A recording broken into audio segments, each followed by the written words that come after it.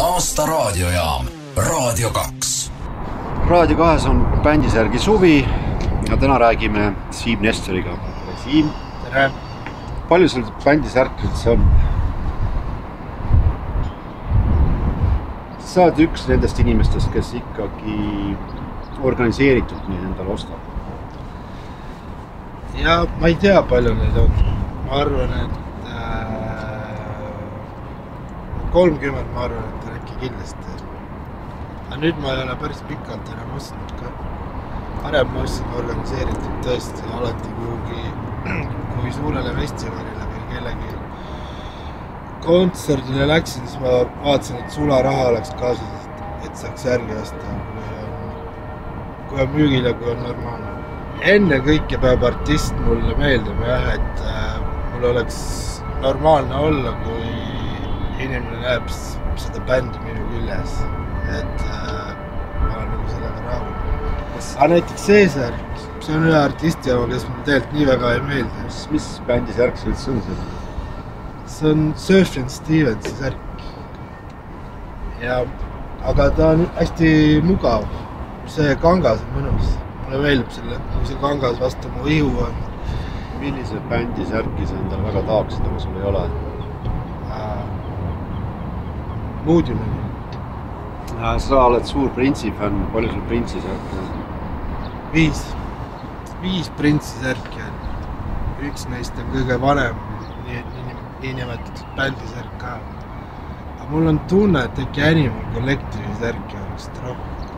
Sa mäletad üldse, milline su esimene bändisärk oli? Jaa, see oligi üks Prince'i särk. Kus said? Ema käis, töötas Ameerikas aastal 93 paar kuud ja siis sealt tõi. Hästi suur XL number.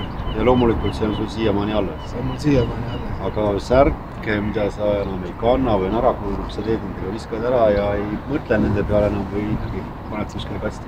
Tead, mul on kodus mingi jama osad, need T-särgid kaovad ära kuhugi. Ma ei tea kuhu. Kaalustan, et mu abilaasa vistab neid teelt ära, siis ta vaatab, et need on juba läbi kulunud, siis viskab ära, siis kui ma küsin, et kuule, kus need on, siis ta ütleb, mis särki sa üldse mõtled. Ja siis ootab, et ise pead oma särki teada. Ja siis mul on mitu, vähemalt 2 väga olulist särki on niimoodi kaduma läinud. Aga üks asi, mis me kindlasti peame sinuga bändisärgi puhul rääkima, on nende eest hoolitsemine. Sina nimelt, ma mäletan, oled rääkinud seda, et neid niisama pesumasinas üldse pesta ei kõlba. No aeg-ajalt ma viin neid keemilisse.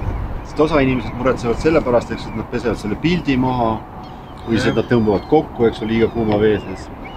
Aga sina räägid aisvatest bändisärgidest. Mis värk selle aisvat bändisärgiga on? Ma ei tea, mis on pesumasinad tänapäeval iga on. Sa ei ole kokku puutunud? Olen küll. Mul on üks hästi ägeda bändisärk, aga särk ise mulle väga ei meeldi. Ta on rõvedalt aisvat peal, et ma ikka teda enam ei kipu üldse selga panna. No vot, siis tulebki viia sinna keemilisse. Siis ma aeg-ajalt viin neid keemilisse. Selle neid pesumasinaid tuleb kuidagi, ma ei tea, mis see on, äädikana või sidruni veega, ma ei tea, millega loputada. Kaklakivi ära. Jaa. I don't know. Räägi Siim, mis artisti särki sa mitte mingil juhul selga ei paneks? Isegi pulli mõttes. Mis see? Ma ei tea. Metallica. Nirvana.